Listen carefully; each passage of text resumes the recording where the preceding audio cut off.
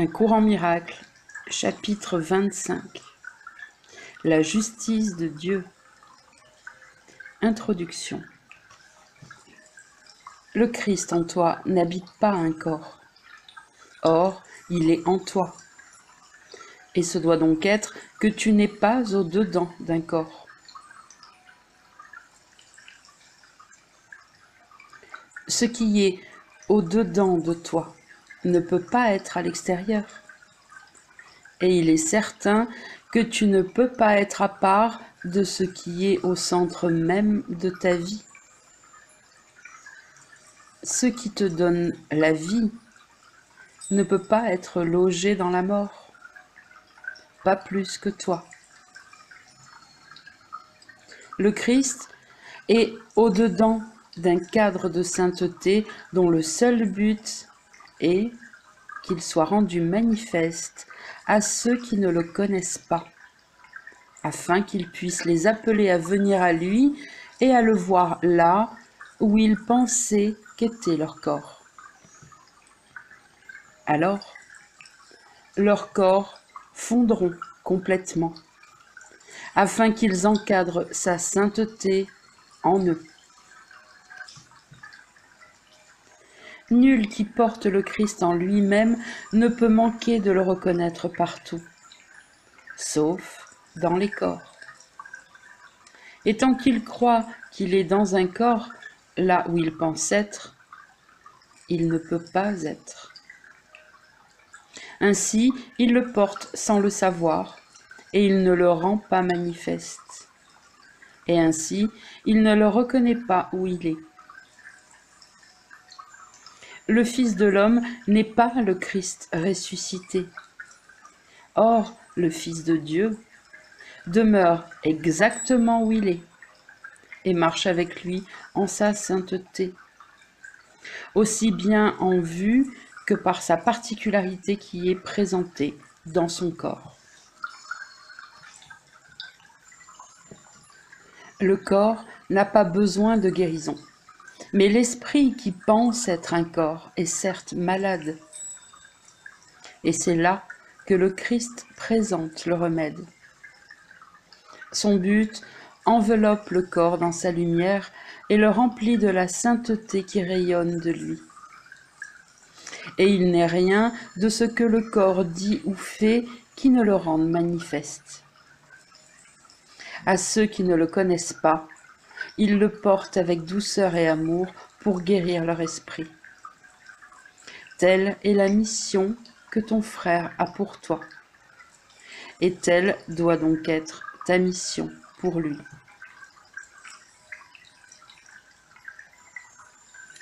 Section 1.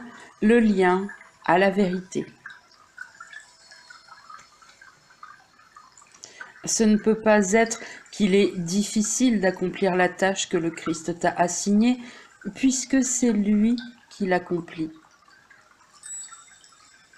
Et l'accomplissant, tu apprends que le corps semble seulement être le moyen de la faire.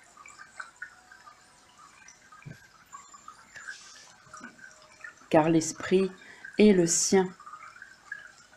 Ainsi, il doit être le tien. Sa sainteté dirige le corps par l'esprit qui est un avec lui. Et tu es manifeste à ton saint frère comme lui à toi. Ici est la rencontre du Saint Christ avec lui-même, et nulle différence perçue pour se dresser entre les aspects de sa sainteté qui se rencontrent et se joignent, et l'élèvent jusqu'à son Père, entier et pur, et digne de son amour éternel.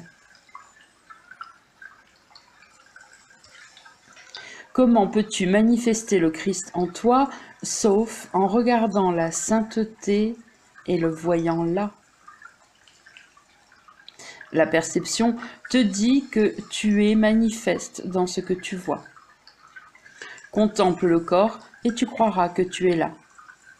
Et chaque corps que tu regardes te fait souvenir de toi, de ta péccabilité et du mal en toi, et par-dessus tout, de ta mort. Ne mépriserais-tu pas celui qui te dit cela, et ne chercherais-tu pas plutôt sa mort? Le message et le messager ne font qu'un. Et tu dois voir ton frère comme toi-même, encadré dans son corps, tu verras ta péccabilité en laquelle tu es condamné. Posé dans sa sainteté, le Christ en lui se proclame toi. La perception est un choix de ce que tu veux être, du monde dans lequel tu veux vivre et de l'état dans lequel tu penses que ton esprit sera content et satisfait. Elle choisit où tu penses que réside ta sécurité selon ta décision. Elle te révèle à toi-même tel que tu voudrais être. Et toujours, elle est fidèle à ton but, dont jamais elle ne se sépare, pas plus qu'elle n'offre le moindre témoignage de quoi que ce soit que le but dans ton esprit ne soutient pas. La perception est une partie de ce que tu as pour but de contempler, car moyen et fin ne sont jamais séparés. Ainsi, tu apprends que ce qui semble avoir une vie à part n'en a pas. Tu es le moyen pour Dieu, ni séparé, ni avec une vie à part de la sienne. Sa vie est manifeste en toi, qui es son Fils. Chaque aspect de lui-même est encadré de sainteté et d'une parfaite pureté, d'un amour céleste et si complet qu'il souhaite seulement pouvoir délivrer à soi-même tout ce qu'il regarde.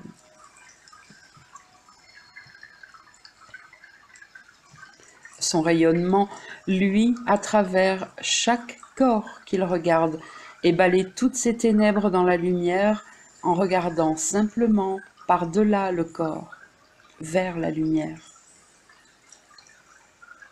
Le voile est levé par sa douceur, et rien ne cache la face du Christ à ceux qui le regardent.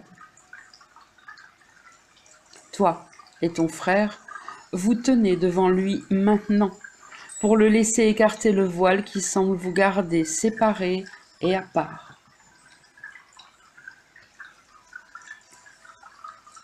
Puisque tu crois être séparé, le ciel se présente à toi comme étant séparé aussi.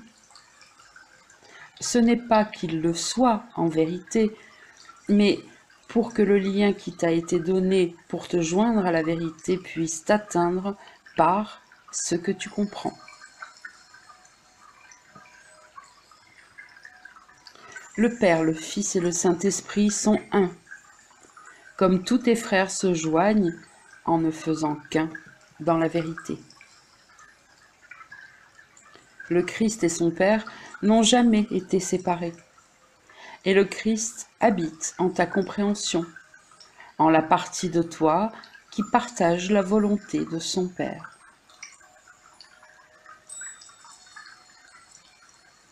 Le Saint-Esprit relie l'autre partie, le minuscule souhait fou d'être séparé, différent et particulier, au Christ, pour rendre l'unité claire à ce qui est réellement un. En ce monde, cela n'est pas compris, mais peut être enseigné. Le Saint-Esprit sert le but du Christ dans ton esprit, afin que le but de particularité puisse être corrigé là où l'erreur réside. Et parce que son but est encore un, à la fois avec le Père et avec le Fils, il connaît la volonté de Dieu et ce que la tienne est réellement.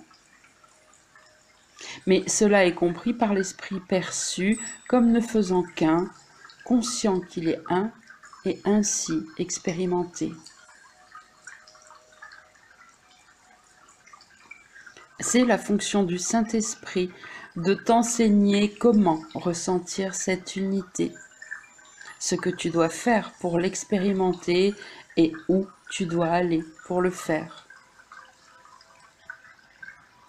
Tout cela tient compte du temps et du lieu comme s'ils étaient distincts, car tant que tu penses qu'une partie de toi est séparée, le concept d'une unité jointe en ne faisant qu'un est insignifiant. Et il est clair qu'un esprit si divisé ne pourrait jamais être l'enseignant d'une unité qui unit toute chose en elle-même. Ainsi, ce qui est au-dedans de cet esprit et unit toute chose doit être son enseignant. Or cela doit utiliser le langage que cet esprit peut comprendre, dans la condition où il pense être. Et cela doit utiliser tout apprentissage pour transférer les illusions à la vérité, en prenant toutes les fausses idées de ce que tu es, en te conduisant au-delà d'elles, à la vérité qui est au-delà d'elles. Tout cela peut se réduire très simplement à ceci. Ce qui est le même ne peut pas être différent. Et ce qui est un ne peut pas avoir de parties séparées.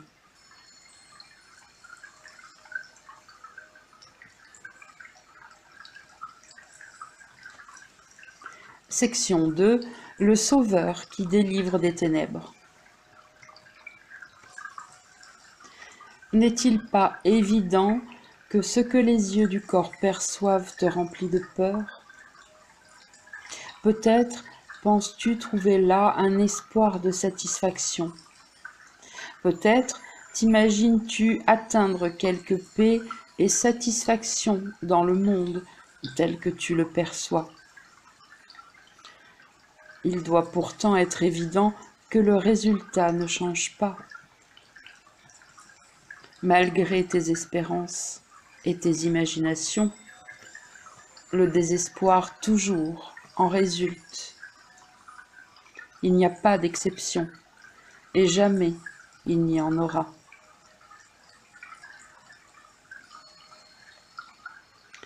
La seule valeur que le passé puisse avoir, c'est que tu apprends qu'il ne t'a pas donné de récompense que tu voudrais garder.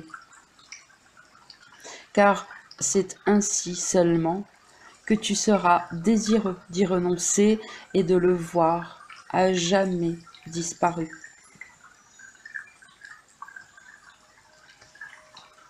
N'est-il pas étrange que tu chérisses encore quelques espoirs de tirer satisfaction du monde que tu vois? Sous aucun rapport, qu'importe le temps ou la place, rien d'autre que la peur et la culpabilité n'a été ta récompense. Combien de temps est-il besoin pour que tu te rendes compte que les chances de changement à cet égard ne valent guère de retarder un changement qui pourrait apporter un meilleur résultat? Car une chose est sûre, ta façon de voir, et de voir depuis longtemps, ne donne aucun appui pour fonder tes espoirs futurs, et rien qui suggère un quelconque succès. Placer tes espoirs où il n'y a pas d'espoir doit te rendre désespéré. Or, ce désespoir est ton choix, tant que tu ne voudrais chercher l'espoir où jamais il ne s'en trouve.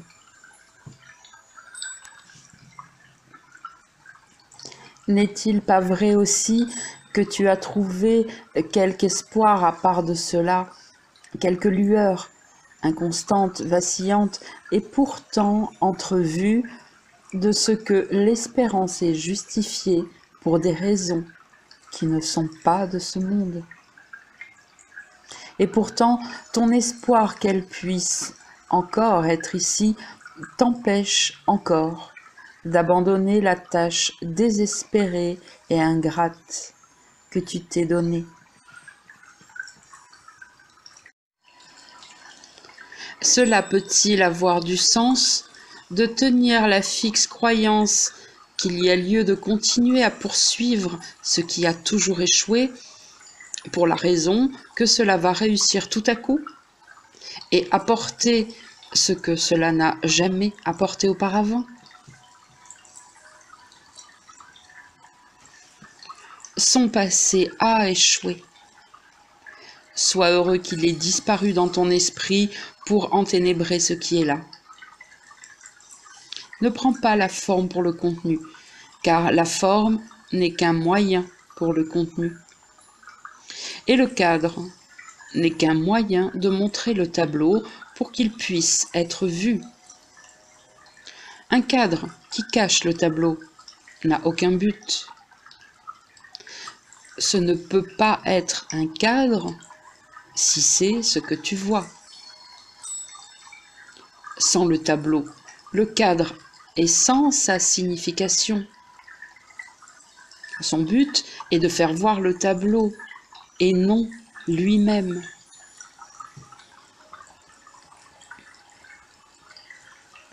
Qui suspend un cadre vide à un mur, puis se tient devant lui dans une profonde révérence, comme si un chef-d'œuvre se pouvait voir là. Or, si tu vois ton frère comme un corps, c'est cela même que tu fais. Le chef-d'œuvre que Dieu a posé dans ce cadre est tout ce qu'il y a à voir. Le corps le tient un certain temps, sans l'obscurcir en aucune façon. Or, ce que Dieu a créé n'a pas besoin de cadre, car ce qu'il a créé, il le soutient et l'encadre en lui-même. C'est son chef-d'œuvre qu'il t'offre à voir.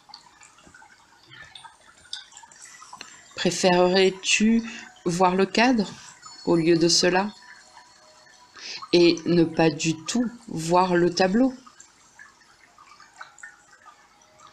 Le Saint-Esprit est le cadre que Dieu a posé autour de la partie de lui que tu voudrais voir comme étant séparée. Or, ce cadre est joint à son Créateur et ne fait qu'un avec lui et avec son chef-d'œuvre. Tel est son but. Et tu ne fais pas du cadre le tableau quand tu choisis de le voir à la place. Le cadre que Dieu lui a donné ne fait que servir son but et non le tien à part du sien. C'est ton but séparé qui obscurcit le tableau et chérit le cadre à la place. Or, Dieu a posé son chef-d'œuvre dans un cadre qui durera à jamais quand le tien sera réduit en poussière. Mais ne pense pas que le tableau soit détruit en quelque façon que ce soit. Ce que Dieu crée est à l'abri de toute corruption, inchangé et parfait dans l'éternité. Accepte le cadre de Dieu au lieu du tien, et tu verras le chef-d'œuvre. Regarde sa beauté et comprends l'esprit qu'il a pensé, non en chair et en os, mais dans un cadre aussi beau que lui-même.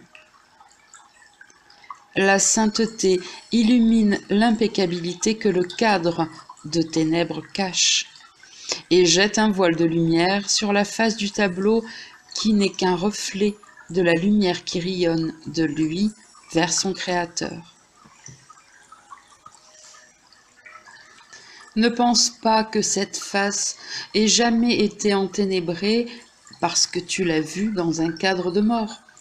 Dieu l'a gardée à l'abri pour que tu puisses la regarder et voir la sainteté qu'il lui a donnée. dans les ténèbres, vois ton Sauveur qui te délivre des ténèbres, et comprends ton frère tel que l'Esprit de son Père te le montre. Il sortira des ténèbres comme ton regard se posera sur lui, et tu ne verras plus la noirceur. Les ténèbres ne l'ont pas touché, pas plus que toi qui l'as fait sortir pour le regarder. Son impeccabilité n'est qu'une image de la tienne. Sa douceur devient ta force, et tous deux regarderaient avec joie au-dedans et verraient la sainteté qui doit y être à cause de ce que tu as vu en lui.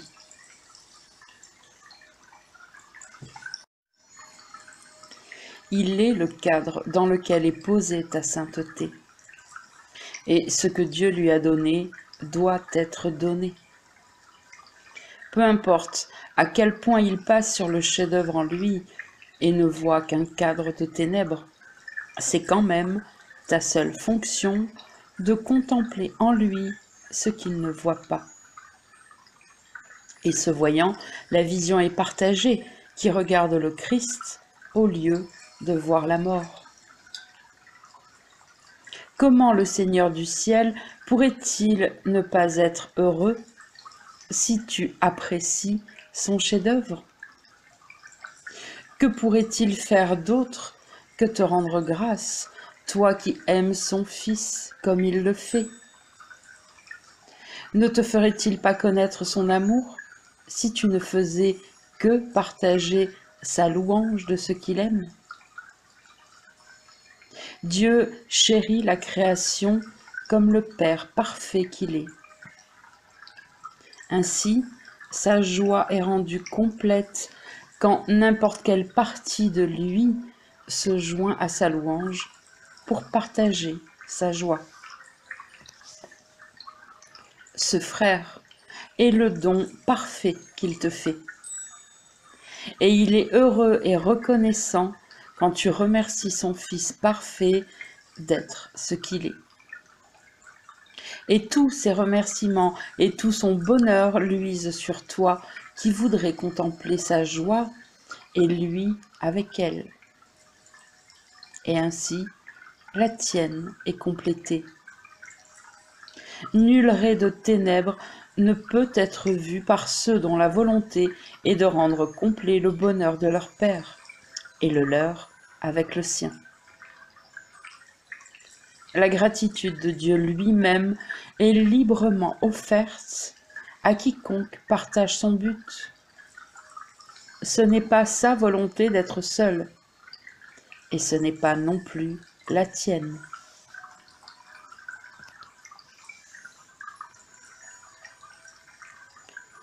Pardonne à ton frère, et tu ne peux pas te séparer de lui ni de son Père.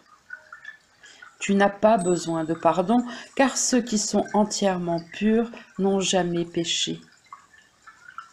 Donne donc ce qu'il t'a donné, afin de voir ainsi son Fils ne faisant qu'un, et de remercier son Père comme il te remercie.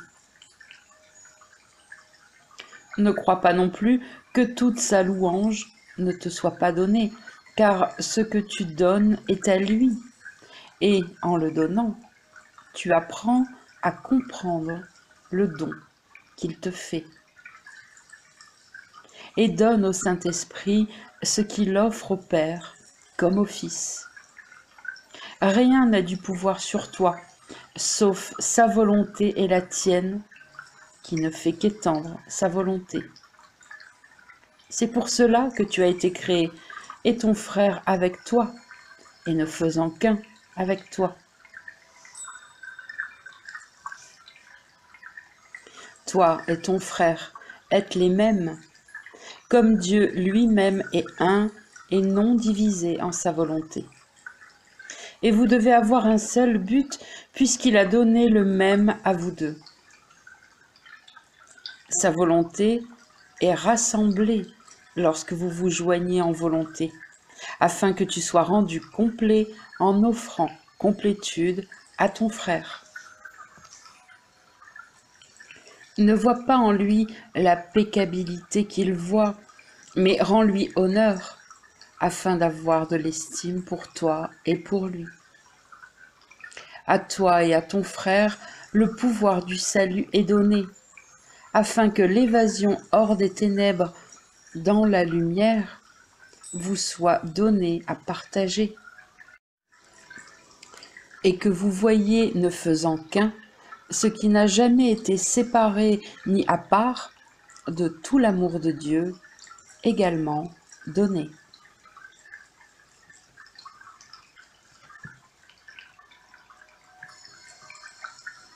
Section 3. Perception et choix. Dans la mesure où tu estimes la culpabilité, dans cette mesure, tu percevras un monde dans lequel l'attaque est justifiée. Dans la mesure où tu reconnais que la culpabilité est insignifiante, dans cette mesure, tu percevras que l'attaque ne peut pas être justifiée.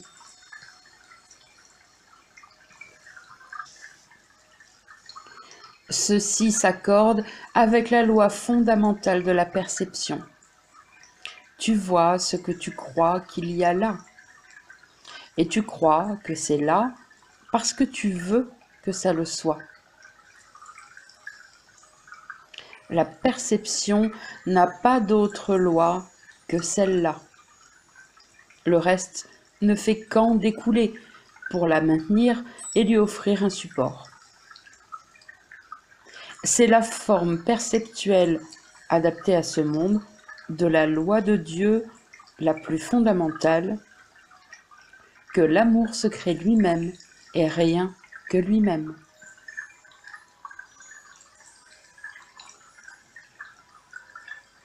Les lois de Dieu ne s'appliquent pas directement à un monde que la perception gouverne, car un tel monde n'aurait pas pu être créé par l'esprit pour lequel la perception n'a aucune signification.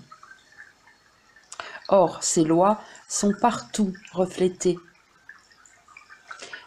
Non pas que le monde où est ce reflet soit le moindrement réel, seulement parce que son Fils croit qu'il l'est, et de la croyance de son Fils, il ne pouvait pas se laisser lui-même être entièrement séparé.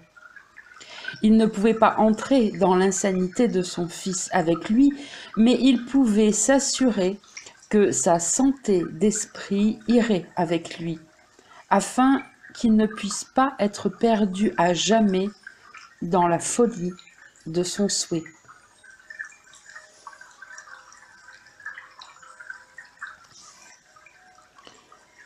La perception repose sur le choix. La connaissance, pas. La connaissance a une seule loi, parce qu'elle a un seul créateur. Mais ce monde en a deux qui l'ont fait, et ils ne le voient pas comme le même. Pour chacun, il a un but différent, et pour chacun, c'est le moyen parfait de servir le but pour lequel il est perçu. Pour la particularité, c'est le cadre parfait pour la faire valoir, le parfait champ de bataille pour livrer ses guerres, le parfait abri pour les illusions qu'elle voudrait rendre réelles. Il n'en est pas une qu'elle ne soutienne dans sa perception, pas une qui ne puisse être pleinement justifiée. Il y a un autre faiseur du monde, le correcteur simultané de la folle croyance, voulant que quoi que ce soit puisse être établi et maintenu sans quelque lien qui le garde encore sous les lois de Dieu. Non comme la loi elle-même soutient l'univers tel que Dieu l'a créé, mais sous quelque forme adaptée aux besoins que le Fils de Dieu croit avoir. Une erreur corrigée est la fin de l'erreur. Ainsi, Dieu a toujours protégé son Fils, même dans l'erreur. Il y a un autre but dans le monde que l'erreur a fait, parce qu'il a un autre faiseur qui peut en réconcilier le but avec celui de son créateur. Dans sa perception du monde, rien n'est vu qui ne justifie le pardon et la vue d'une parfaite impeccabilité. Rien ne surgit qui ne rencontre un pardon instantané et complet. Rien ne reste un instant pour obscurcir l'impeccabilité qui, lui, inchangée. Au-delà des tentatives pitoyables de la particularité pour la chasser de l'esprit, où elle doit être, et éclairer le corps à sa place. Les lampes du ciel ne sont pas là pour que l'esprit choisisse de les voir où il veut. S'il choisit de les voir ailleurs qu'en leur demeure, comme si elles éclairaient un lieu où jamais elles ne pourraient être, alors le faiseur du monde doit corriger ton erreur pour que tu ne restes pas dans les ténèbres où les lampes ne sont pas. Chacun ici est entré dans les ténèbres. Or nul n'y est entré seul. Pas plus qu'il n'a besoin d'y rester plus qu'un instant. Car il est venu avec l'aide du ciel au-dedans de lui, prête à le guider hors des ténèbres dans la lumière à tout moment. Le moment qu'il choisit peut être n'importe quel moment, car l'aide est là, qui n'attend que son choix. Et s'il choisit de se servir de ce qui lui est donné, alors il verra chaque situation qu'il considérait auparavant comme un moyen de justifier sa colère, tourner en un événement qui justifie son amour. Il entendra clairement que les appels à la guerre qu'il entendait auparavant sont réellement des appels à la paix. Il percevra que là où il donnait l'attaque n'est qu'un autre autel où il peut, avec autant de facilité et bien plus de bonheur, accorder le pardon. Et il réinterprétera toute tentation comme étant juste une autre chance de lui apporter la joie.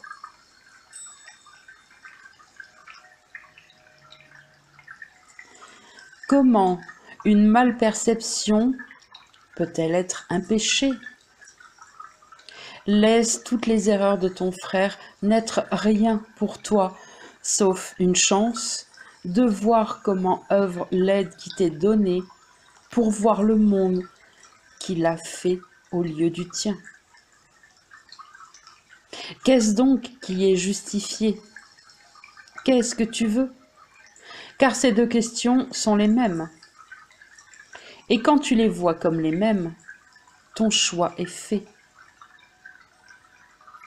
Car c'est de les voir comme une seule qui apporte délivrance de la croyance qu'il y a deux façons de voir.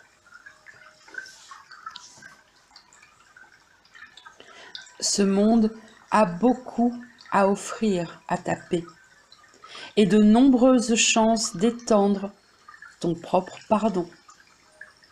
Tel est son but pour ceux qui veulent voir la paix et le pardon descendre sur eux et leur offrir la lumière.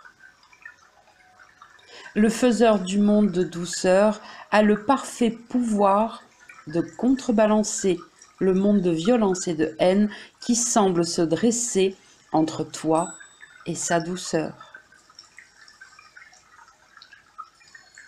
Il n'est pas là à ses yeux qui pardonnent. Par conséquent, il n'a pas besoin d'être là au tien. Le péché est la fixe croyance que la perception ne peut pas changer. Ce qui a été damné est damné, et damné à jamais, étant à jamais impardonnable. Mais si donc cela est pardonné, la perception du péché devait être fausse. Et c'est ainsi que le changement est rendu possible. Le Saint-Esprit aussi voit ce qu'il voit comme étant bien au-delà de toute chance de changement. Mais sur sa vision, le péché ne peut pas empiéter, car le péché a été corrigé par sa vue. Ainsi, ce devait être une erreur et non un péché.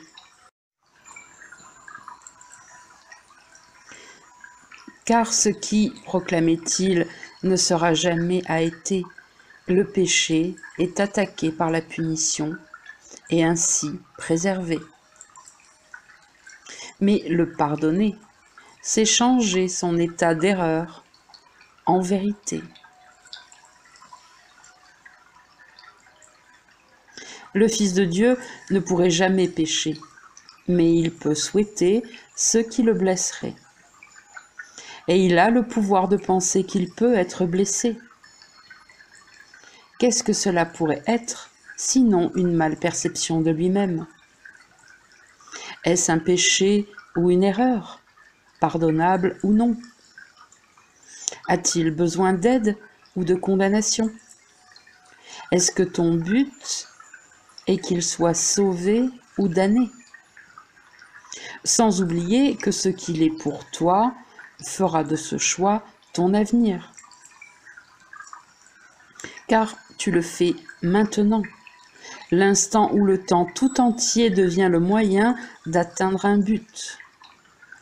Fais donc ton choix. Mais reconnais que par ce choix, le but du monde que tu vois est choisi et sera justifié.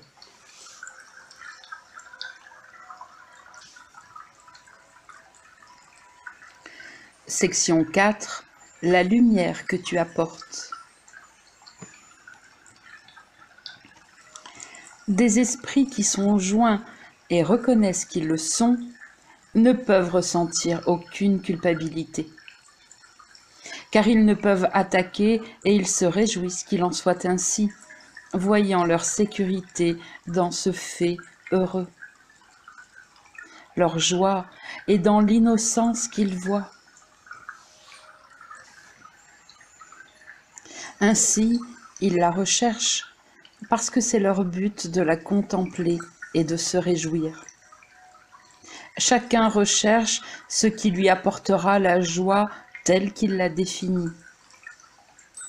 Ce n'est pas le but en soi qui varie. Or, c'est la façon dont le but est vu qui rend le choix des moyens inévitable et sans espoir de changement, à moins que le but ne soit changé. Et alors, les moyens sont choisis à nouveau. Comme ce qui apporte la réjouissance est défini d'une autre façon et recherché différemment.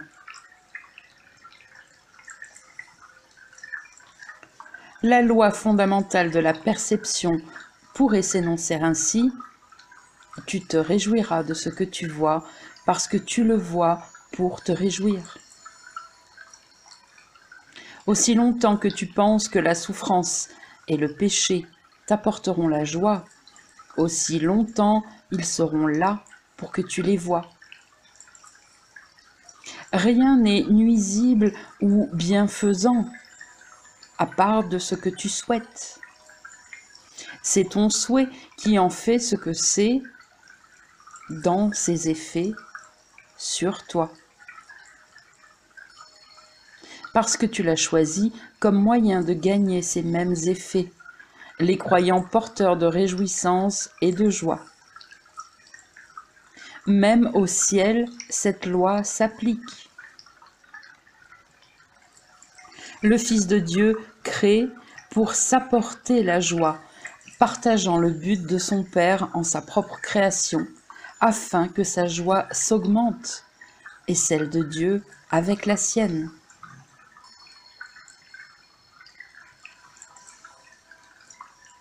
Toi, le faiseur d'un monde qui n'est pas, trouve repos et consolation dans un autre monde où demeure la paix.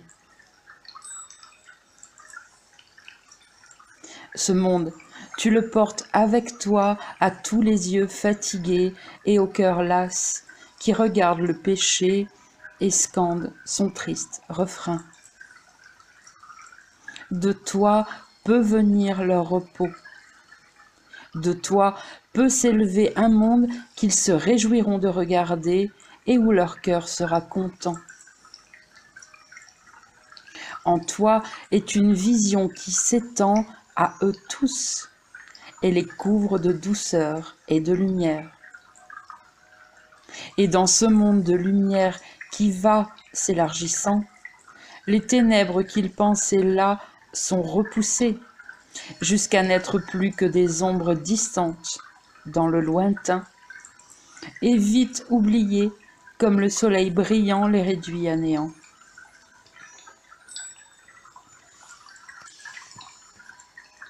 Et toutes leurs mauvaises pensées, leurs espoirs pécheurs, leurs rêves de culpabilité et de revanche impitoyable, et chaque souhait de blesser, de tuer et de mourir, disparaîtront devant le soleil que tu apportes. Ne ferais-tu pas cela pour l'amour de Dieu et pour toi-même? Car pense à ce que cela ferait pour toi. Les mauvaises pensées qui te hantent maintenant sembleront de plus en plus distantes et loin de toi. Elles vont en s'éloignant de plus en plus parce que le soleil en toi s'est levé afin qu'elles soient repoussées devant la lumière.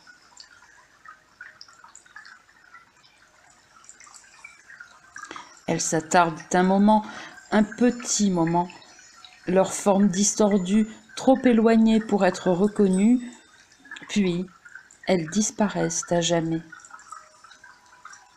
Et dans la lumière du soleil, tu te tiendras en toute quiétude, dans l'innocence et entièrement inapeuré.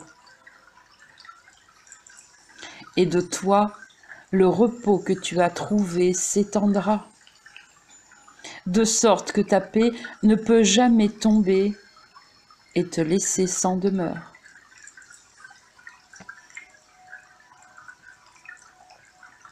Ceux qui offrent la paix à chacun ont trouvé une demeure au ciel que le monde ne peut détruire, car elle est assez vaste pour tenir le monde dans sa paix. En toi est le ciel tout entier. À chaque feuille qui tombe, la vie est donnée en toi. Chaque oiseau qui a jamais chanté chantera à nouveau en toi. Et chaque fleur qui a jamais éclos a gardé son parfum et sa beauté pour toi. Quel but peut supplanter la volonté de Dieu et de son Fils, que le ciel soit rendu à celui pour qui il fut créé comme sa seule demeure? Rien avant et rien après lui. Pas d'autre lieu, pas d'autre état, ni de temps. Rien au-delà ni plus près. Rien d'autre, sous aucune forme. Cela, tu peux l'apporter au monde entier et à toutes les pensées qui y sont entrées et ont fait erreur un petit moment. Comment tes propres erreurs pourrait-elle mieux être portée à la vérité que par ton désir de porter avec toi la lumière du ciel, tandis que tu passes par-delà le monde des ténèbres dans la lumière?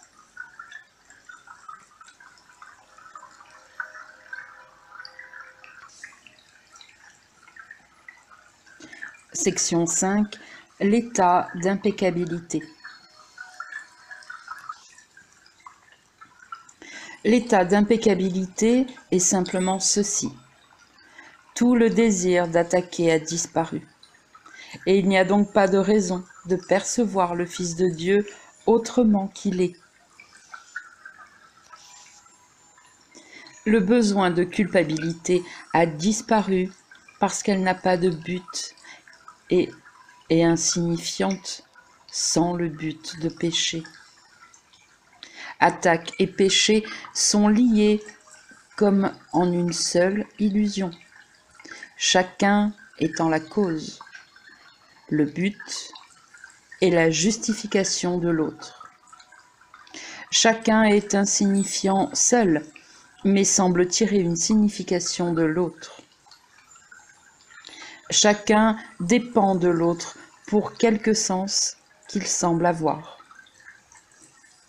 Et nul ne pourrait croire en l'un à moins que l'autre ne soit la vérité, car chacun atteste que l'autre doit être vrai. L'attaque fait du Christ ton ennemi et Dieu avec lui. Ne dois-tu pas avoir peur avec de tels ennemis? Et ne dois-tu pas avoir peur de toi-même? Car tu t'es blessé toi-même et tu as fait de ton soi ton ennemi. Et maintenant tu dois croire que tu n'es pas toi, mais quelque chose d'étranger à toi-même et quelque chose d'autre. Un quelque chose à craindre plutôt qu'à aimer. Qui attaquerait ce qu'il perçoit comme étant entièrement innocent? Et qui, parce qu'il souhaite attaquer, peut manquer de penser qu'il doit être coupable pour maintenir ce souhait, tout en voulant l'innocence? Car qui pourrait considérer le Fils de Dieu innocent et le vouloir mort? Le Christ se tient devant toi chaque fois que tu regardes ton frère. Il n'a pas disparu parce que tes yeux sont fermés. Mais qu'y a-t-il à voir si tu cherches ton Sauveur en le voyant par des yeux qui ne voient pas? Ce n'est pas le Christ que tu vois en regardant ainsi, c'est l'ennemi que tu regardes et confonds avec le Christ, et que tu es parce qu'il n'y a pas de péché pour toi à voir en lui. Tu n'entends pas non plus son appel plaintif, dont le contenu est inchangé, quelle que soit la forme sous laquelle l'appel est fait. L'appel à t'unir à lui et à te joindre à lui dans l'innocence et la paix. Et pourtant, sous les cris insensés de l'ego, tel est l'appel que Dieu lui a donné, afin qu'en lui tu entendes son appel à toi et répondes en rendant à Dieu ce qui est le sien. Le Fils de Dieu ne demande de toi que ceci, que tu lui rendes ce qui est son dû, afin de pouvoir le partager avec lui. Seul, ni l'un ni l'autre ne l'a. Ainsi, il doit être sans utilité pour les deux. Ensemble, il donnera à chacun une force égale pour sauver l'autre et se sauver soi-même avec lui. Par toi pardonné, ton Sauveur t'offre le salut. Par toi condamné, il t'offre la mort. En chacun, tu ne vois que le reflet de ce que tu choisis qu'il soit pour toi. Si tu décides de rejeter la fonction qui lui est propre, la seule qu'il est en vérité, tu le prives de toute la joie qu'il aurait trouvée s'il avait rempli le rôle que Dieu lui a donné. Mais ne pense pas que le ciel soit perdu pour lui seul. Pas plus qu'il ne peut être regagné à moins que la voie ne lui soit montrée par toi, pour que toi-même la trouves en marchant à ses côtés. Ce n'est pas un sacrifice qu'il soit sauvé, car par sa liberté tu gagneras la tienne. Laisser sa fonction être remplie, ce n'est que le moyen de laisser la tienne l'être. Ainsi, tu marches vers le ciel ou l'enfer, mais pas seul. Comme sera belle son impeccabilité quand tu l'apercevras. Comme sera grande ta joie quand il sera libre de t'offrir le don de la vue que Dieu lui a donné pour toi. Il n'a pas d'autre besoin que celui-ci, que tu lui accordes la liberté de compléter la tâche que Dieu lui a donnée. Souviens-toi uniquement de ceci, que ce qu'il fait, tu le fais avec lui. Et comme tu le vois, ainsi, tu définis la fonction qu'il aura pour toi, jusqu'à ce que tu le vois différemment et le laisses être ce que Dieu a désigné qu'il soit pour toi.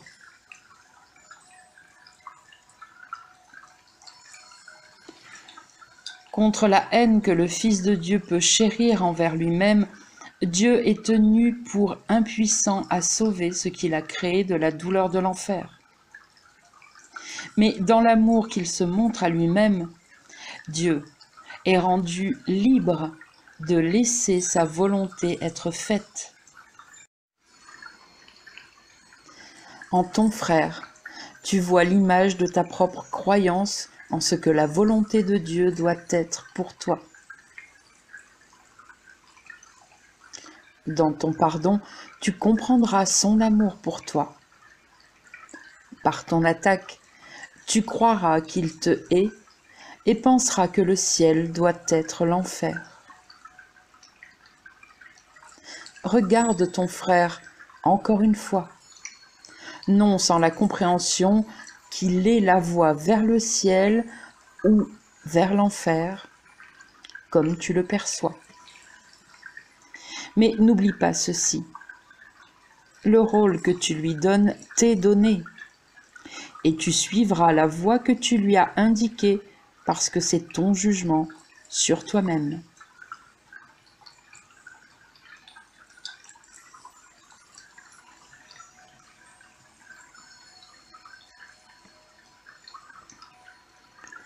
Section 6. La fonction particulière.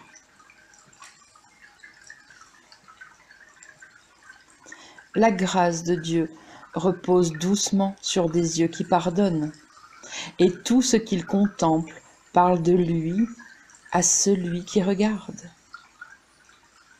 Il ne peut voir aucun mal, rien à craindre dans le monde, et personne qui soit différent de lui. Et comme il les aime, ainsi il se regarde lui-même avec amour et douceur. Il ne voudrait pas plus se condamner lui-même pour ses erreurs que damner autrui.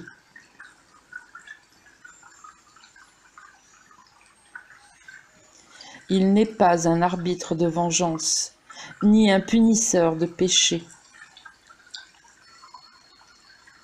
La bonté de son regard repose sur lui-même avec toute la tendresse qu'il offre aux autres.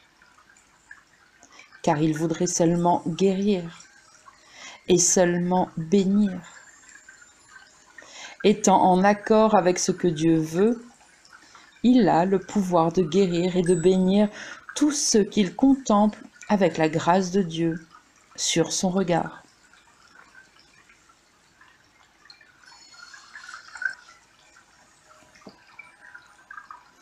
Les yeux s'habituent aux ténèbres, et la lumière d'un jour brillant semble douloureuse pour les yeux longtemps accoutumés aux vagues effets perçus au crépuscule. Et ils se détournent de la lumière du soleil et de la clarté qu'elle apporte à ceux qui le regardent. Le vague semble mieux, plus facile à voir et mieux reconnu. En quelque sorte, le flou et plus obscur semble plus facile à regarder, moins douloureux pour les yeux que ce qui est entièrement clair et non ambigu. Or, ce n'est pas à cela que les yeux servent. Et qui peut dire qu'il préfère les ténèbres tout en maintenant qu'il veut voir?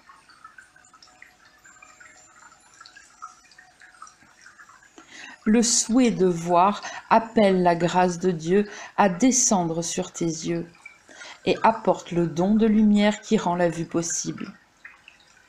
Voudrais-tu contempler ton frère? Dieu est heureux de te le faire voir. Il ne veut pas que ton Sauveur soit non reconnu de toi. Il ne veut pas non plus qu'il reste sans la fonction qu'il lui a donnée.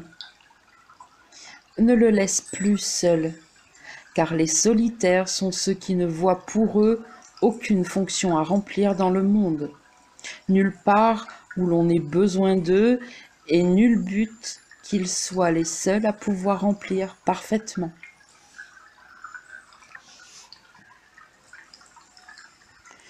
Telle est la bienveillante perception qu'a le Saint-Esprit de la particularité.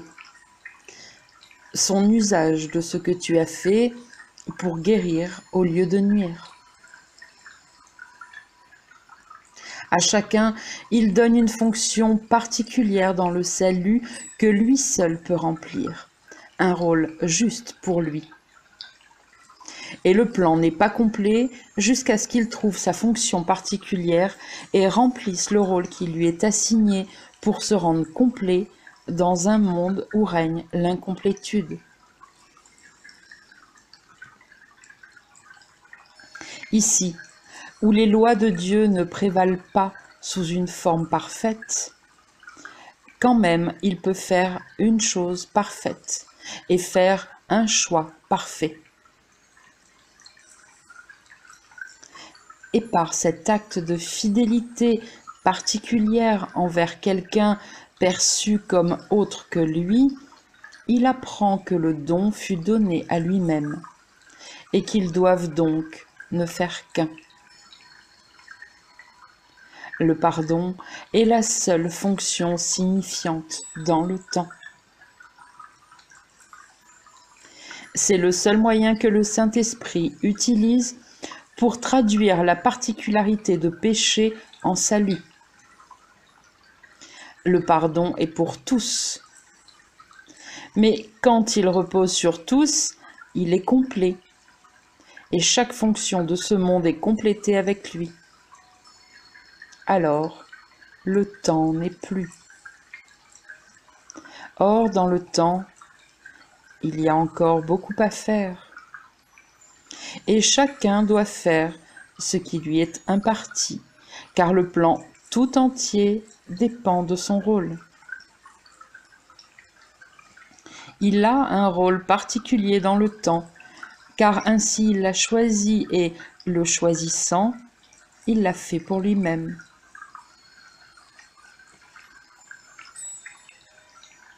Son souhait ne lui a pas été nié, mais a été changé de forme, pour qu'il serve son frère et lui-même, et devienne ainsi un moyen de sauver au lieu de perdre.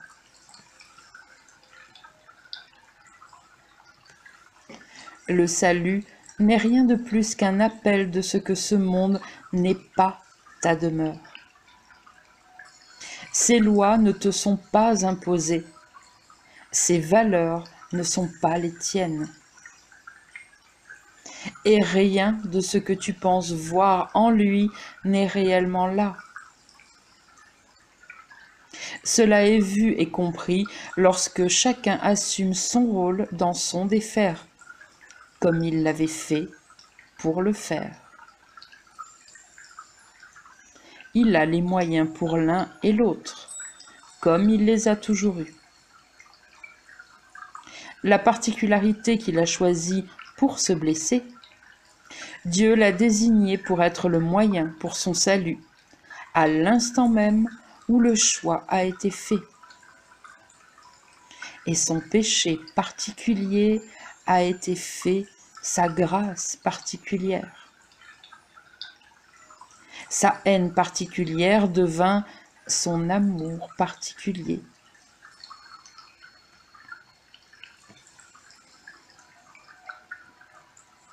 Le Saint-Esprit a besoin de ta fonction particulière pour que la sienne soit remplie.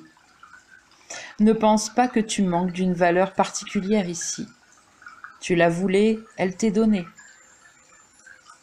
Tout ce que tu as fait peut servir le salut facilement et bien.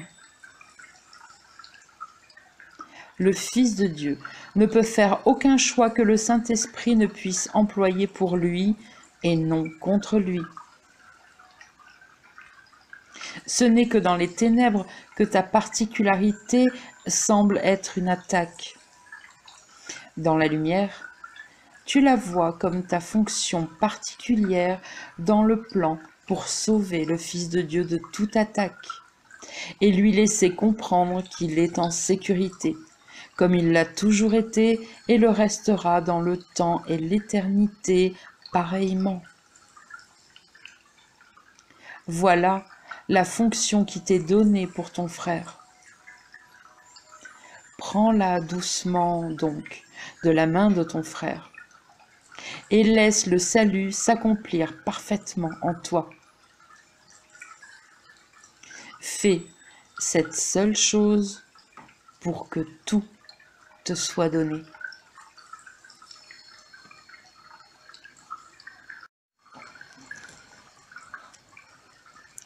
Section 7. La pierre du salut.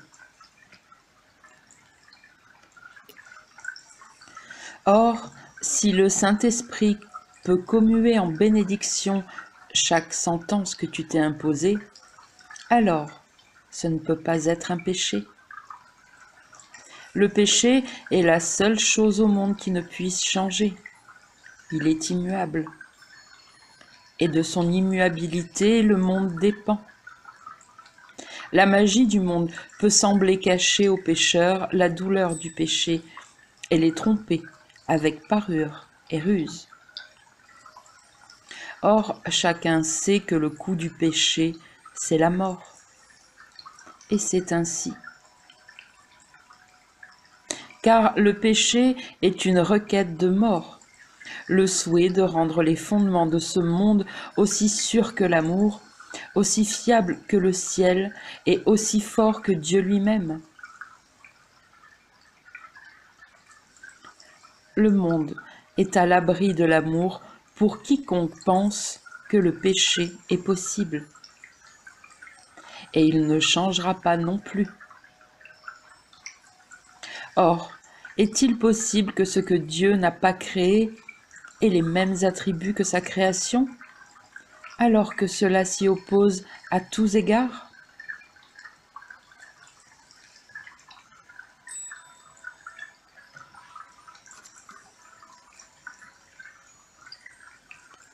Ça ne peut pas être que le souhait de mort du pécheur est tout aussi fort que la volonté de vie de Dieu,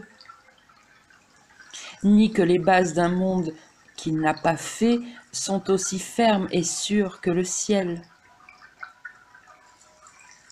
Comment se pourrait-il que l'enfer et le ciel soient les mêmes? Et est-il possible que ce qu'il n'a pas voulu ne puisse être changé? Qu'est-ce qui est immuable à part sa volonté? Et qu'est-ce qui peut partager ses attributs sauf elle-même? Quel souhait peut s'élever contre sa volonté et être immuable?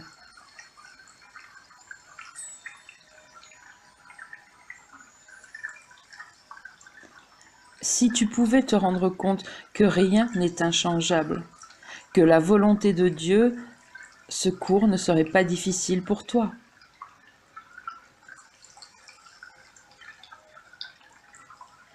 Car c'est cela que tu ne crois pas. Or, il n'est rien d'autre que tu pourrais croire si seulement tu regardais ce qu'elle est réellement.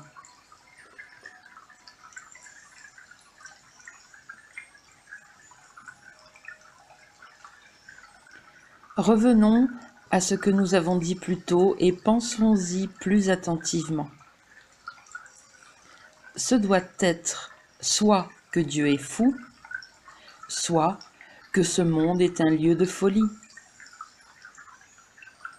Il n'est pas une de ces pensées qui ait le moindre sens en ce monde. Et rien de ce que ce monde tient pour vrai n'a la moindre signification dans son esprit. Ce qui n'a pas de sens et pas de signification est insanité. Et ce qui est folie ne peut pas être la vérité.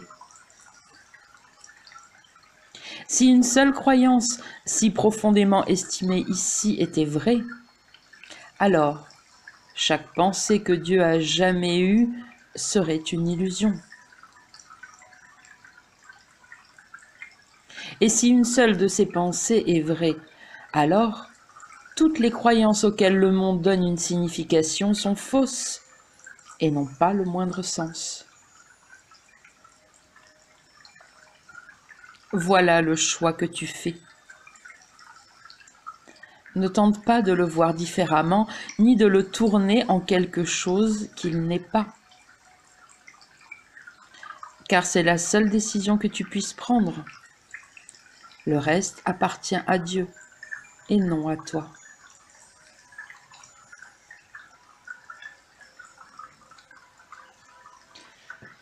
Justifier une seule valeur que le monde soutient, c'est nier la santé d'esprit de ton Père et la tienne. Car Dieu et son Fils bien-aimé ne pensent pas différemment. Et c'est l'accord de leur pensée qui rend le Fils co-créateur avec l'Esprit dont la pensée l'a créé.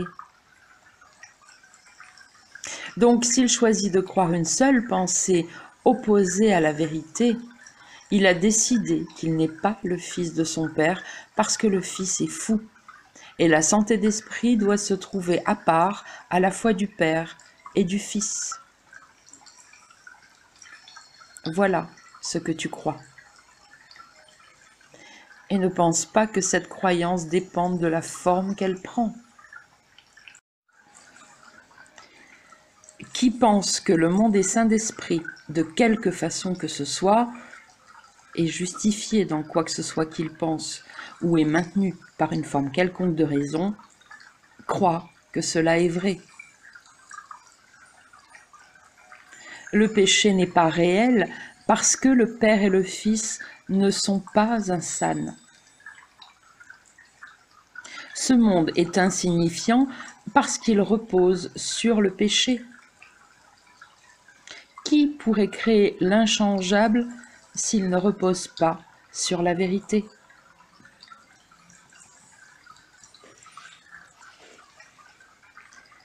Le Saint-Esprit a le pouvoir de changer tout le fondement du monde que tu vois en quelque chose d'autre. Une base qui n'est pas insane, sur laquelle une perception saine peut être fondée et un autre monde perçu. Un monde dans lequel rien n'est contredit, qui mènerait le Fils de Dieu à la santé d'esprit et à la joie. Rien n'atteste la mort et la cruauté, la séparation et les différences. Car ici, tout est perçu comme étant un, et nul ne perd afin que chacun gagne. Tout ce que tu crois, soumets-le au test de cette seule condition et comprends que tout ce qui remplit cette seule exigence est digne de ta foi, mais rien d'autre. Ce qui n'est pas amour est péché, et chacun perçoit l'autre comme insane et insignifiant. L'amour est la base d'un monde perçu comme entièrement fou pour les pécheurs qui croient que leur voie est celle qui mène à la santé d'esprit. Mais le péché est également insane aux yeux de l'amour, dont le doux regard voudrait aller par-delà la folie et se poser paisiblement sur la vérité. Chacun voit un monde immuable, comme chacun définit l'inchangeable et éternelle vérité de ce que tu es. Et chacun reflète une vue de ce que le Père et le Fils doivent être, pour rendre ce point de vue signifiant et saint.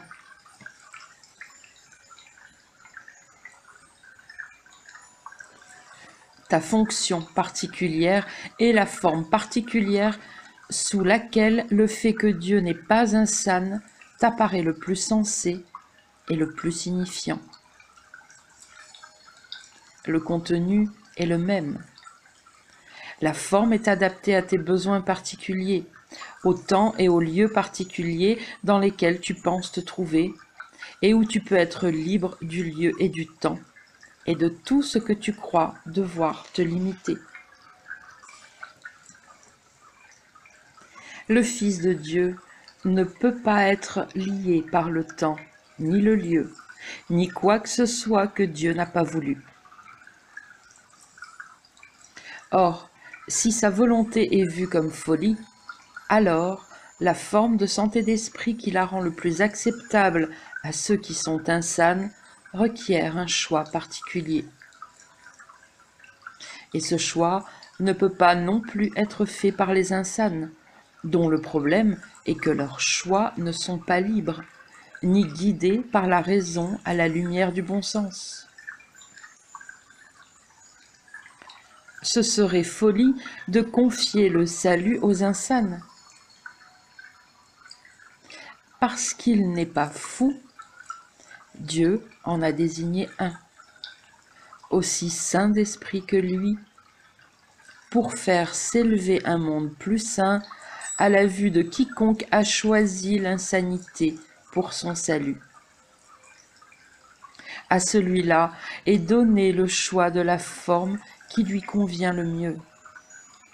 Une forme qui n'attaquera pas le monde qu'il voit, mais y entrera tranquillement et lui montrera qu'il est fou.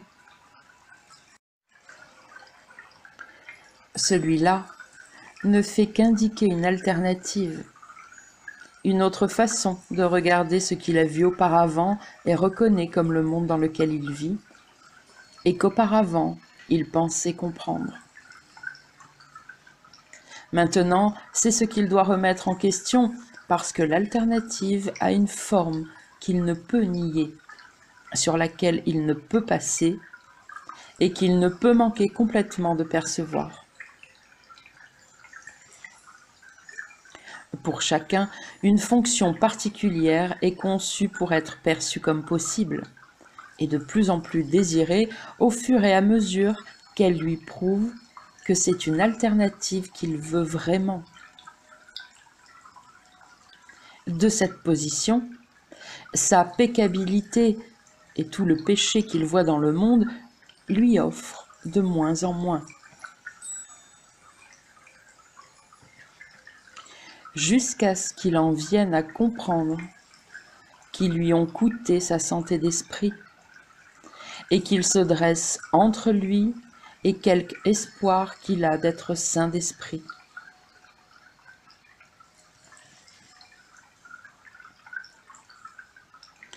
Il n'est pas non plus sans pouvoir s'évader de la folie, car il a un rôle particulier dans l'évasion de chacun.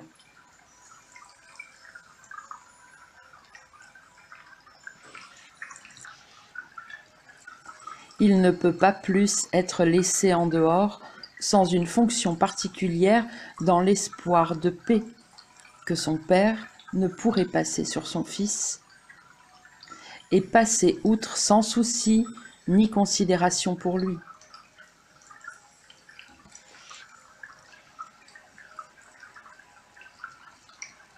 Qu'y a-t-il de fiable sauf l'amour de Dieu? Et où demeure la santé d'esprit sauf en lui? Celui qui parle pour lui peut te montrer cela, dans l'alternative qu'il a choisie pour toi particulièrement. C'est la volonté de Dieu que tu te souviennes de cela, et émerge ainsi du deuil le plus profond à la joie parfaite. Accepte la fonction qui t'a été assignée dans le propre plan de Dieu pour montrer à son Fils que l'enfer et le ciel sont différents et non les mêmes. Et qu'au ciel, ils sont tous les mêmes, sans les différences qui auraient fait un enfer du ciel et un ciel de l'enfer si une telle insanité avait été possible.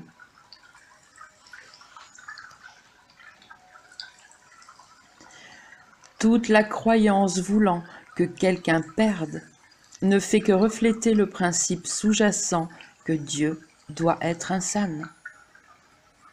Car dans ce monde, il semble que l'un doive gagner parce qu'un autre a perdu. Si cela était vrai, alors Dieu est fou, en effet. Mais qu'est-ce que cette croyance, sinon une forme du principe plus fondamental? Le péché est réel et gouverne le monde. Pour chaque petit gain, quelqu'un doit perdre et payer le montant exact en sang et en souffrance. Car autrement, le mal triompherait et la destruction serait le coût total de quelque gain que ce soit. Toi, qui crois que Dieu est fou, considère cela attentivement et comprends que ce doit être ou Dieu ou cela qui est insane, mais guère les deux.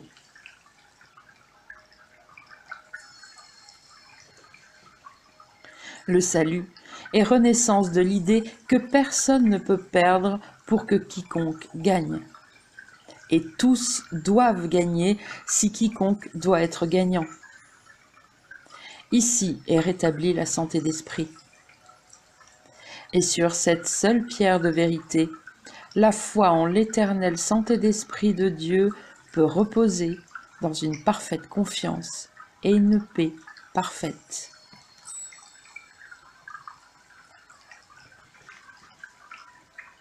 La raison est satisfaite, car toutes les croyances insanes peuvent être corrigées ici. Et le péché doit être impossible si cela est vrai. Vois la pierre sur laquelle repose le salut, la position élevée d'où le Saint-Esprit donne une signification et une direction au plan dans lequel ta fonction particulière a un rôle.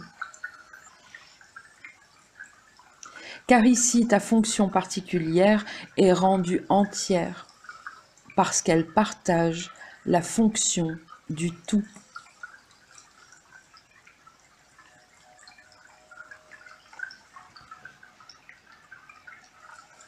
Rappelle-toi que toute tentation n'est que ceci, une folle croyance voulant que l'insanité de Dieu te rendrait saint d'esprit et te donnerait ce que tu veux. Que soit Dieu, soit toi, doit perdre contre la folie, parce que vos buts ne peuvent pas être réconciliés.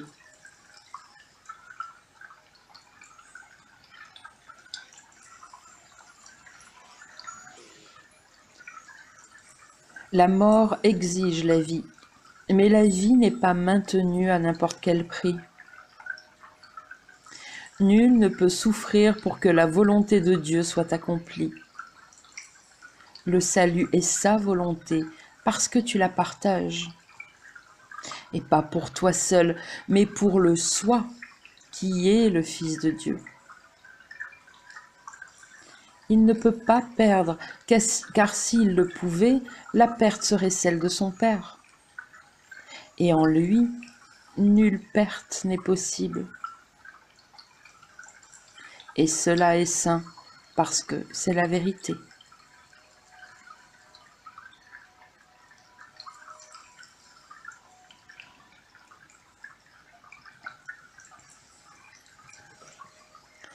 Section 8.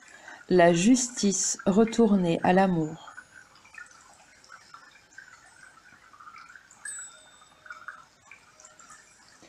Le Saint-Esprit peut utiliser tout ce que tu lui donnes pour ton salut, mais il ne peut pas utiliser ce que tu retiens, car il ne peut pas te le prendre sans que tu le désires.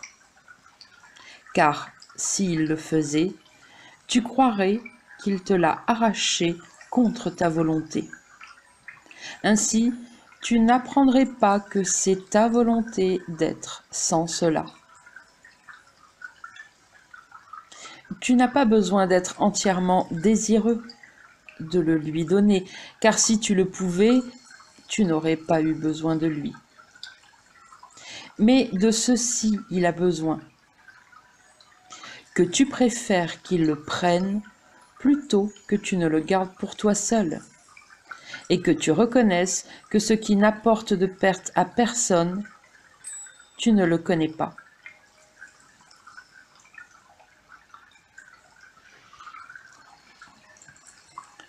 C'est cela qu'il est nécessaire d'ajouter à l'idée que personne ne peut perdre pour que tu gagnes. Et rien de plus. Voilà le seul principe dont le salut ait besoin.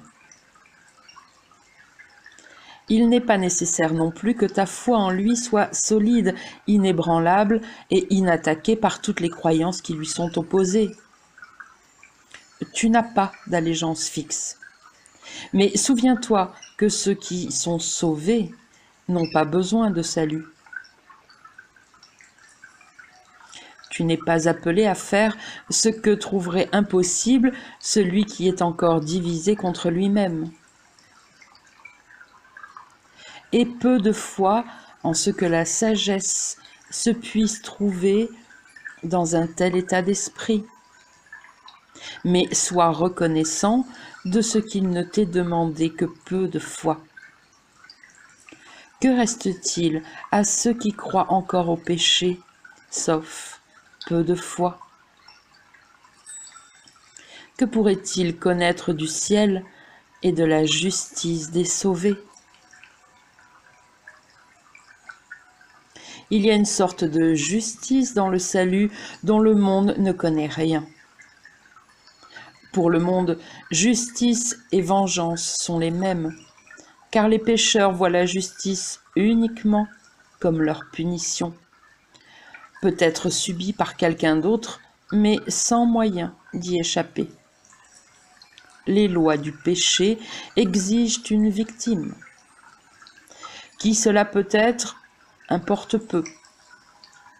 Mais la mort doit être le coût, et le coût doit être payé. Cela n'est pas justice, mais insanité. Or, comment la justice pourrait-elle être définie dans l'insanité, là où l'amour signifie la haine, et où la mort est vue comme une victoire et un triomphe sur l'éternité, l'intemporel et la vie?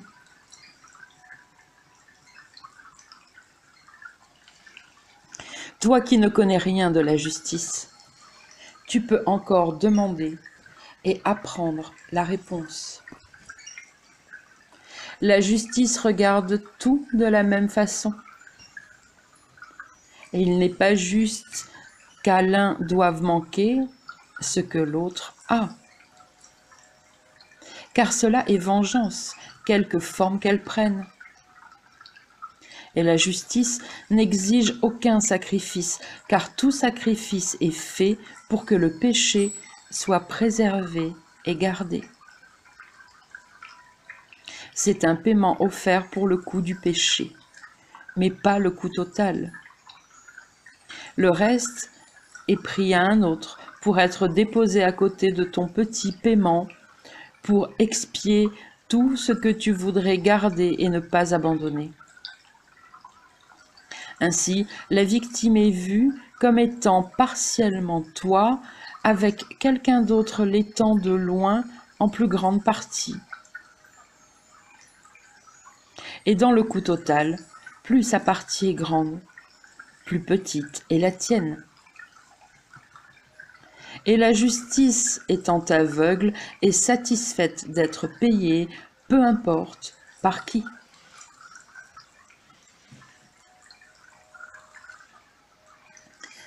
Cela peut-il être justice? Dieu ne connaît rien de cela. Mais la justice, il la connaît et la connaît bien. Car il est entièrement équitable envers chacun.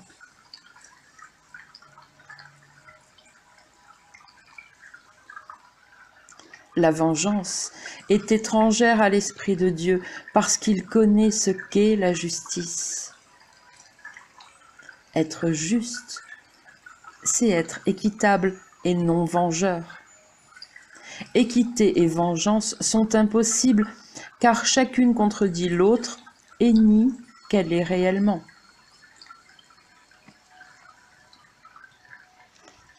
Il est impossible pour toi de partager la justice du Saint-Esprit avec un esprit qui peut concevoir la moindre particularité.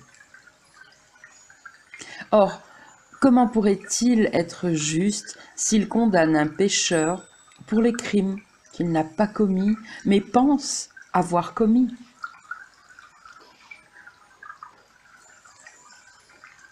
Et où serait la justice s'il exigeait de ceux qui sont obsédés par l'idée de punition qu'ils la mettent de côté, sans aide, et perçoivent qu'elle n'est pas vraie?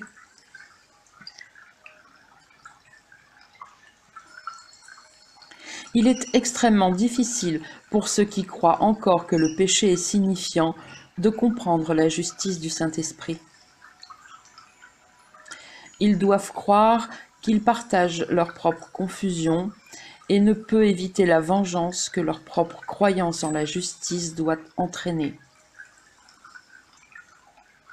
Car ils craignent le Saint-Esprit et perçoivent la colère de Dieu en lui. Ils ne peuvent pas non plus se fier à lui pour ne pas les frapper à mort à coups d'éclairs arrachés au feu du ciel par la main furieuse de Dieu lui-même. Ils croient que le ciel est l'enfer, et ils ont peur de l'amour.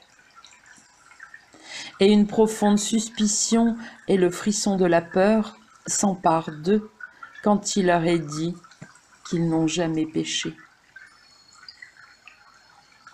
Le monde dépend de la stabilité du péché, et ils perçoivent la menace de ce que Dieu connaît être la justice comme étant plus destructrice pour eux-mêmes et pour leur monde que la vengeance qu'ils comprennent et qu'ils aiment.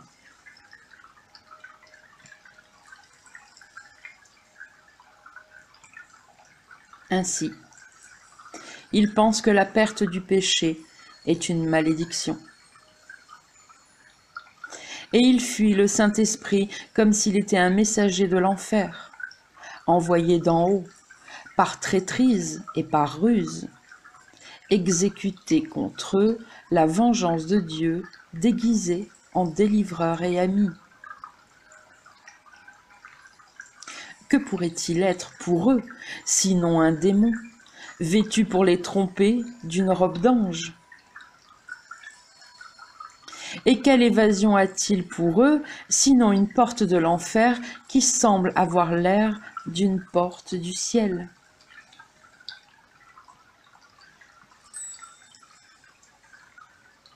Or, la justice ne peut pas punir ceux qui demandent punition, mais ont un juge qui connaît qu'ils sont entièrement innocents en vérité. En justice, il est tenu de les libérer et de leur donner tout l'honneur qu'ils méritent, et qu'ils se sont niés à eux-mêmes parce qu'ils ne sont pas équitables et ne peuvent comprendre qu'ils sont innocents.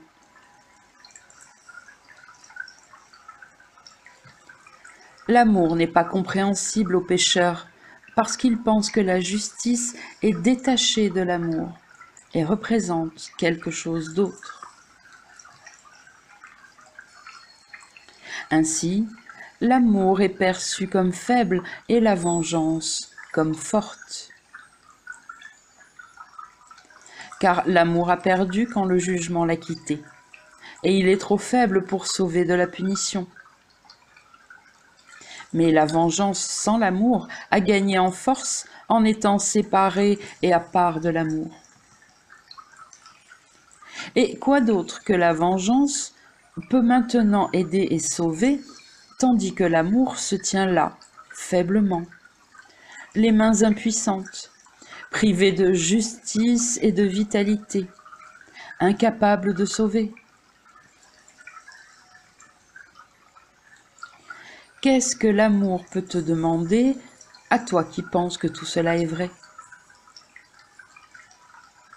Pourrait-il, en justice et amour, croire qu'en ta confusion, tu as beaucoup à donner? Il ne t'est pas demandé d'avoir une grande confiance en lui. Il ne t'offre pas plus que ce que tu vois et ce que tu reconnais ne pas pouvoir toi-même te donner.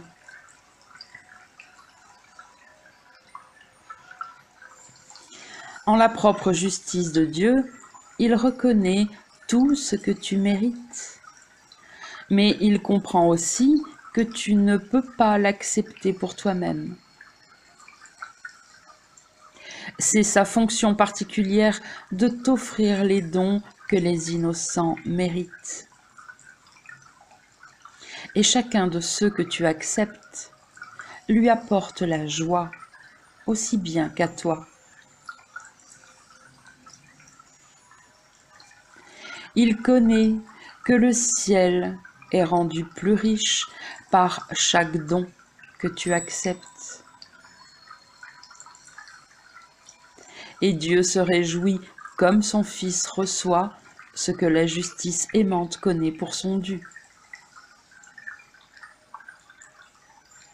Car amour et justice ne sont pas différents.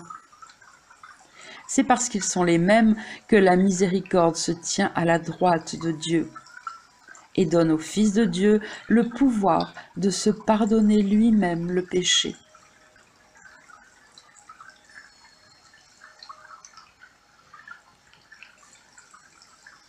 Celui qui mérite tout, comment se peut-il que quoi que ce soit lui soit refusé? Car cela serait une injustice et certes inéquitable envers toute la sainteté qui est en lui, peu importe à quel point il ne la reconnaît pas.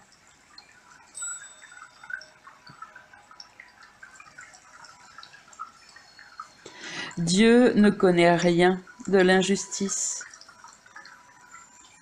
Il ne permettrait pas que son Fils soit jugé par ceux qui cherchent sa mort et ne pourrait pas du tout voir sa valeur. Quel témoin honnête pourrait-il appeler pour parler en sa faveur? Et qui pourrait venir plaider pour lui et non contre sa vie? Nulle justice ne lui serait rendue par toi. Or Dieu a garanti que justice sera faite au Fils qu'il aime, et qu'il voudrait protéger de toute iniquité que tu pourrais chercher à offrir, croyant que la vengeance est son juste dû.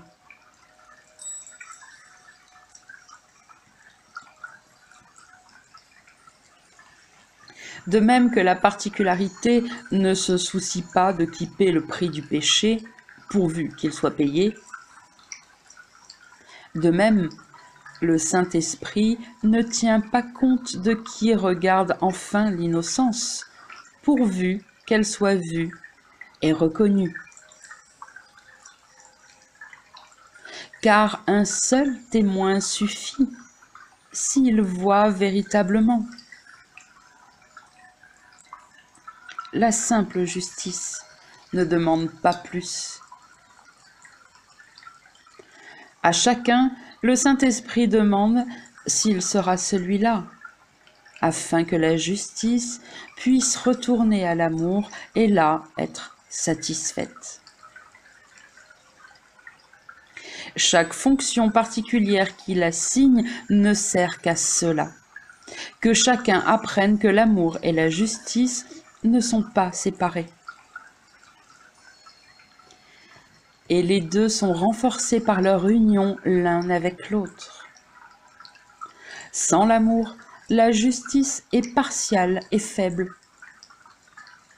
Et l'amour sans la justice est impossible. Car l'amour est équitable et ne peut châtier sans cause. Quelle cause peut-il y avoir pour justifier une attaque contre des innocents?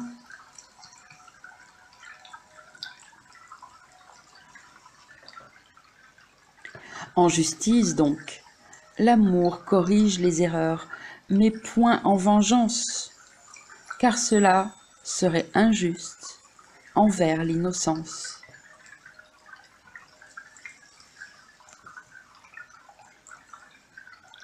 Tu peux être un parfait témoin du pouvoir de l'amour et de la justice si tu comprends qu'il est impossible que le Fils de Dieu puisse mériter la vengeance. Tu n'as pas besoin de percevoir en toutes circonstances que cela est vrai. Tu n'as pas besoin non plus d'avoir recours à ton expérience dans le monde qui n'éncombre de tout ce qui arrive réellement en toi. La compréhension dont tu as besoin ne vient pas de toi, mais d'un soi plus large, si grand et si saint qu'il ne pourrait douter de son innocence. Ta fonction particulière est un appel à lui afin qu'il te sourie, à toi, dont il partage l'impeccabilité. Sa compréhension sera la tienne. Ainsi, la fonction particulière du Saint-Esprit a été remplie. Le Fils de Dieu a trouvé un témoin de son impeccabilité et non de ses péchés. Comme c'est peu ce que tu as besoin de donner au Saint-Esprit pour que la simple justice te soit donnée.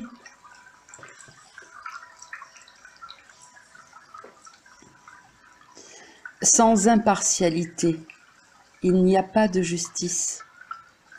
Comment la particularité peut-elle être juste?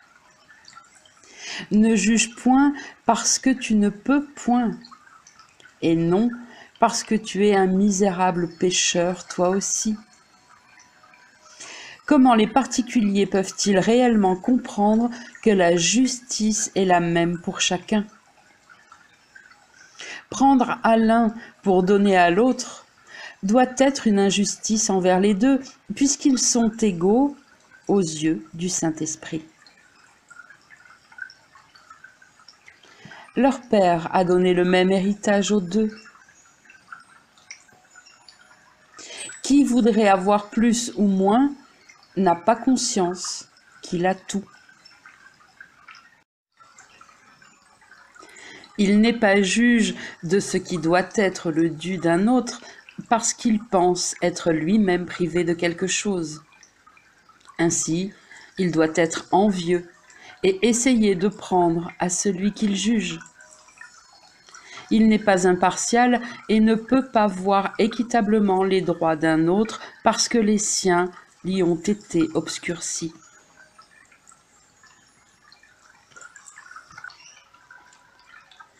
Tu as droit à tout l'univers, à la paix parfaite, à la délivrance complète de tous les effets du péché et à la vie éternelle, joyeuse et complète à tous égards, telle qu'assignée par Dieu à son Saint-Fils. Voilà la seule justice que le ciel connaisse et tout ce que le Saint-Esprit apporte sur terre. Ta fonction particulière te montre que rien d'autre que la justice parfaite ne peut prévaloir pour toi. Et tu es à l'abri de la vengeance sous toutes ses formes. Le monde trompe, mais il ne peut remplacer la justice de Dieu par sa propre version. Car seul l'amour est juste et peut percevoir ce que la justice doit accorder au Fils de Dieu.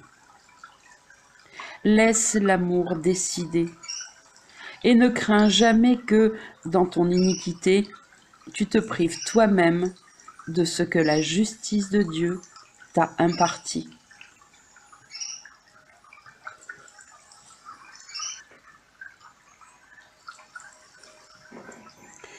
Section 9. La justice du ciel.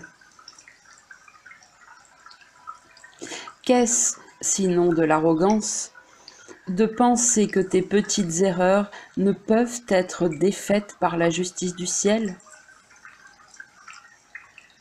Et qu'est-ce que cela pourrait signifier, sinon que ce sont des péchés et non des erreurs, à jamais incorrigibles, qui doivent rencontrer la vengeance et non la justice?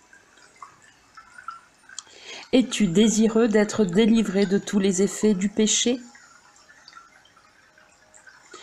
Tu ne peux pas répondre à cela avant d'avoir vu tout ce que la réponse doit entraîner. Car si tu réponds oui, cela signifie que tu renonceras à toutes les valeurs de ce monde en faveur de la paix du ciel. Il n'est pas un seul péché que tu retiendrais. Et il n'est pas un seul doute que cela est possible auquel tu tiendrais afin de maintenir en place le péché. Tu penses vraiment que la vérité a une plus grande valeur maintenant que toutes les illusions. Et tu reconnais que la vérité doit être révélée parce que tu ne connais pas ce qu'elle est.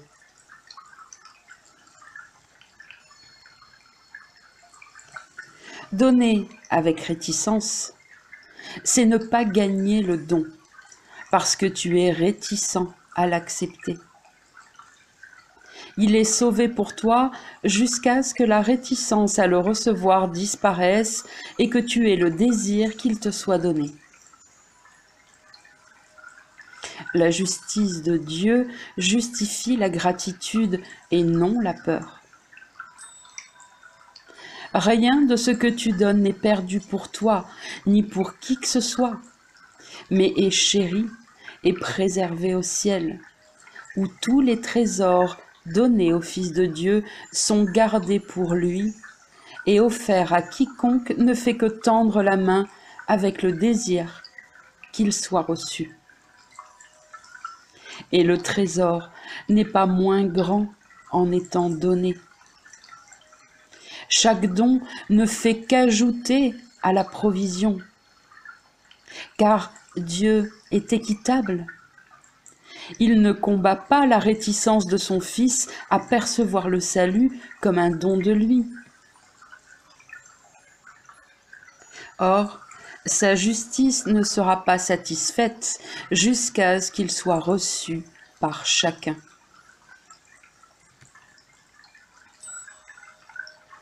Sois certain que toute réponse à un problème que résout le Saint-Esprit sera toujours une réponse où personne ne perd. Et cela doit être vrai parce qu'il ne demande aucun sacrifice de qui que ce soit. Une réponse qui exige la moindre perte de qui que ce soit n'a pas résolu le problème, mais lui a ajouté et l'a rendu plus grand, plus dur à résoudre et plus inéquitable. Il est impossible que le Saint-Esprit puisse voir l'iniquité comme une résolution. Pour lui, ce qui est inéquitable doit être corrigé parce que c'est inéquitable. Et chaque erreur est une perception où un, au moins, est vu de façon inéquitable. Ainsi, justice n'est pas accordée au Fils de Dieu. Quand quiconque est considéré comme perdant, il a été condamné. Et la punition devient son dû au lieu de la justice.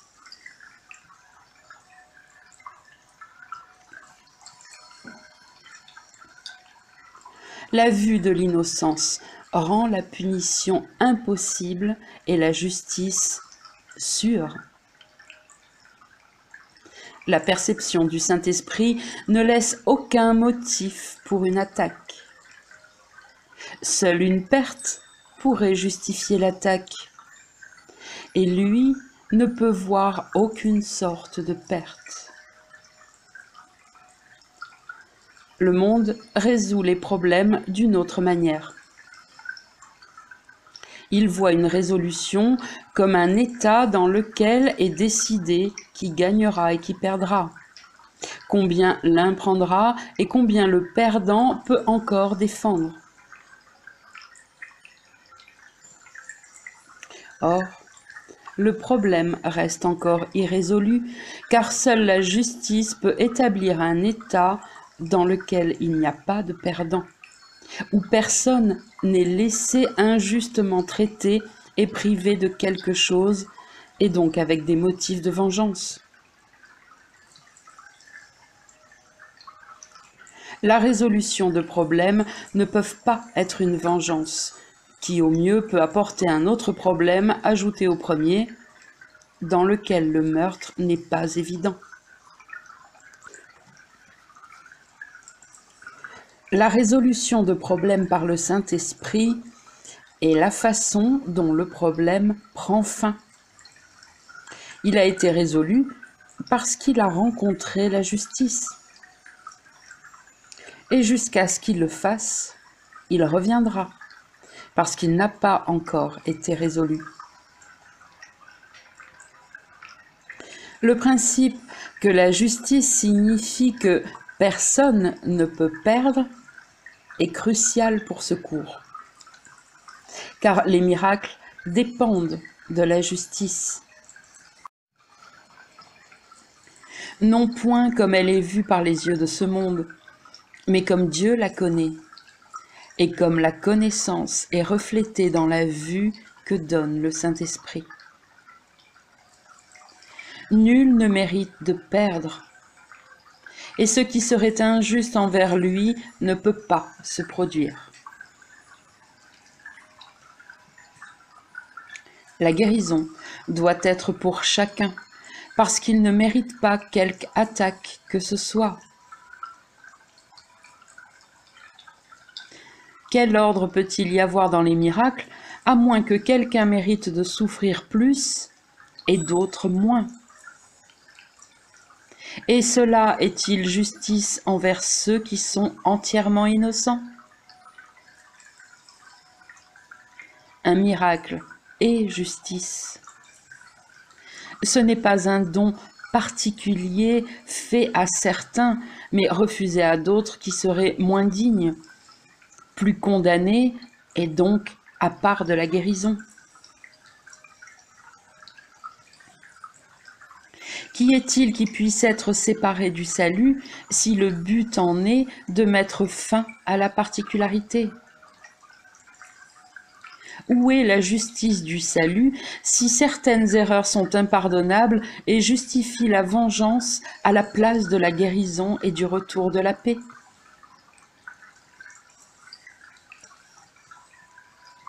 Le salut ne peut pas chercher à aider le Fils de Dieu à être plus inéquitable qu'il n'a lui-même cherché à l'être. Si les miracles, le don du Saint-Esprit, étaient donnés particulièrement à un groupe choisi et particulier et tenu à part des autres qui le mériteraient moins, alors il serait l'allié de la particularité. Ce qu'il ne peut percevoir, il n'en rend point témoignage. Et chacun a également droit à son don de guérison, de délivrance et de paix. Donner un problème au Saint-Esprit à résoudre pour toi, cela signifie que tu veux qu'il soit résolu.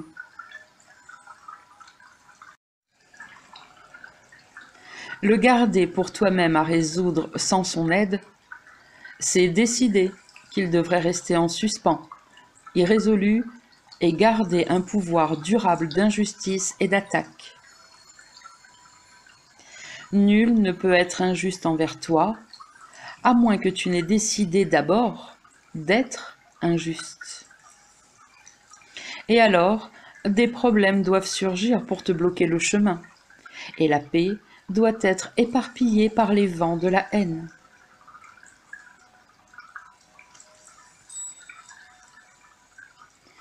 À moins de penser que tous tes frères ont avec toi un droit égal au miracle, tu ne réclameras pas ton droit sur eux parce que tu as été injuste envers quelqu'un ayant des droits égaux. Cherche à frustrer et tu te sentiras frustré. Cherche à priver et tu as été privé. Un miracle ne peut jamais être reçu parce qu'un autre ne pouvait pas le recevoir. Seul le pardon offre des miracles, et le pardon doit être juste envers chacun. Les petits problèmes que tu gardes et caches deviennent tes péchés secrets, parce que tu n'as pas choisi de les laisser être enlevés pour toi. Ainsi, ils amassent la poussière et grandissent jusqu'à couvrir tout ce que tu perçois, ne te laissant équitable envers personne. Il n'est pas un seul droit que tu crois avoir. Et l'amertume avec la vengeance justifiée et la miséricorde perdue te condamne comme indigne de pardon. Les impardonnés n'ont aucune miséricorde à accorder à autrui. C'est pourquoi ta seule responsabilité doit être de prendre le pardon pour toi-même. Et le miracle que tu reçois, tu le donnes. Chacun d'eux devient une illustration de la loi sur laquelle repose le salut. Que justice doit être faite à tous si quiconque doit être guéri. Nul ne peut perdre et chacun doit bénéficier. Chaque miracle est un exemple de ce que la justice peut accomplir lorsqu'elle est offerte à chacun pareillement. Elle est reçue et donnée également. Elle est la prise de conscience que donner et recevoir sont la même chose. Parce qu'elle ne rend pas différent ce qui est le même, elle ne voit pas de différence là où il n'en existe pas. Ainsi, elle est la même pour tous, parce qu'elle ne voit pas de différence en eux. Son offrande est universelle, et elle enseigne un seul message.